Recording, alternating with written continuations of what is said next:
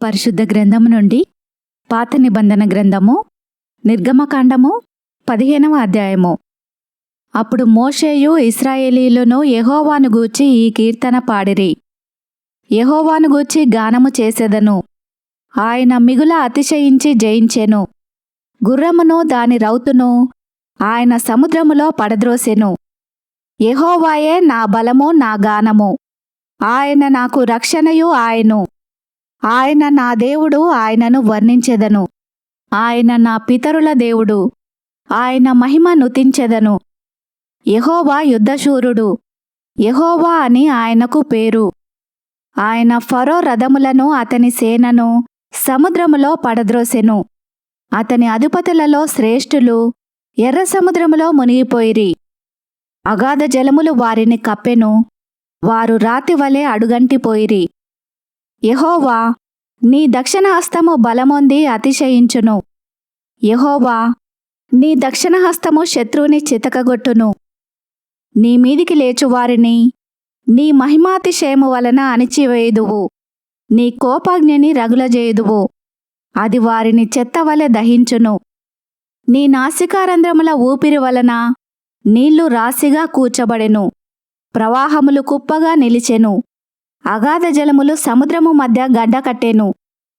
తరిమెదను, కలుసుకొనియదను, దోపుడు సొమ్ము పంచుకొనియదను. వాటి వలన నా ఆశ తీర్చుకొనియదను. నా కత్తి దూసెదను. నా చెయ్యి వారిని నాశనము చేయునని శత్రువు అనుకొనెను. నీవు నీ గాలిని విసరజేసితివి. సముద్రము వారిని కప్పెను. వారు మహా అగాధమైన నీళ్లలో సీసము వలె మునిగిరి. యెహోవా వేల్పులలో నీవంటి వాడెవడు? పరిశుద్ధతను బట్టి నీవు మహానీయుడవు.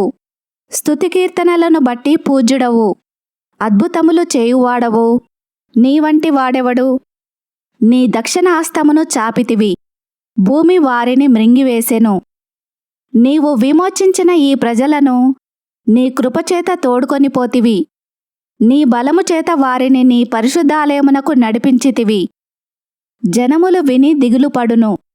ఫిలిస్తీయ నివాసులకు వేదన కలుగును. ఏదోము నాయకులు కలవరపడుదురు. మోయాబు బలిష్ఠులకు వణకు పుట్టును. కనాను నివాసులందరూ దిగులొంది కరిగిపోవుదురు. భయము, అధిక భయము వారికి కలుగును. యెహోవా నీ ప్రజలు అద్దరికి చేరువరకు, నీవు సంపాదించిన ఈ ప్రజలు అద్దరికి చేరువరకు నీ బాహుబలము చేత పగవారు రాతివలె కదలకుందురు. నీవు నీ ప్రజలను తోడుకొని వచ్చెదవు.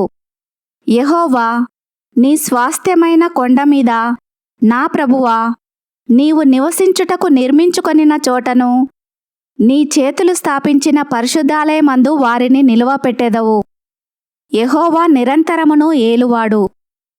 ఫరో గుర్రములు అతని రథములు అతని రౌతులును సముద్రములో దిగగా యెహోవా వారి మీదికి సముద్ర జలములను మళ్లించెను. అయితే ఇశ్రాయేలీలు సముద్రము మధ్యను ఆరిన నేల మీద నడిచిరి. మరియు అహరోను సహోదరియు ప్రవక్తియు నగు మిర్యాము తంబూరను చేతపట్టుకొనెను.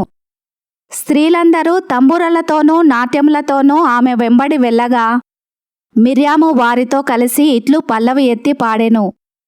యెహోవాను గానము చేయుడి. ఆయన మిగుల అతిశయించి జయించెను.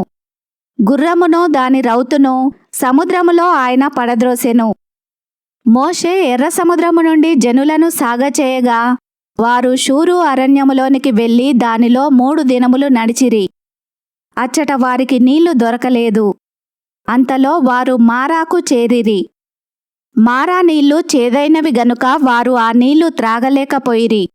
అందువలన దానికి మారా అను పేరు కలిగెను. ప్రజలు మేమేమి త్రాగుదుమని మోషే మీద సనుగు కొనగా అతడు యెహోవాకు మొరపెట్టెను. అంతటా యెహోవా అతనికి ఒక చెట్టును చూపెను. అది ఆ నీళ్లలో వేసిన తర్వాత నీళ్లు మధురములాయెను. అక్కడ ఆయన వారికి కట్టడను విధిని నిర్ణయించి అక్కడ వారిని పరీక్షించి మీ దేవుడైన యెహోవా వాక్కును శ్రద్ధగా విని ఆయన దృష్టికి న్యాయమైనది చేసి ఆయన ఆజ్ఞలకు విధేయులై ఆయన కట్టడలన్నింటినీ అనుసరించి నడిచిన ఎడల నేను ఐగుప్తీయులకు కలగజేసిన రోగములలో ఏదియూ మీకు రానియ్యను. నిన్ను స్వస్థపరచు యెహోవాను నేనే అనెను. తర్వాత వారు ఏలీమునకు వచ్చిరి. అక్కడ 12 నీటి బుగ్గలును 70 ఈత చెట్లును ఉండెను. వారు అక్కడనే ఆ నీళ్ల యొద్ద దిగిరి. ఈ వాక్యమును విన్న మిమ్ములందరినీ దేవుడు దీవించునుగాక. ఆమెన్.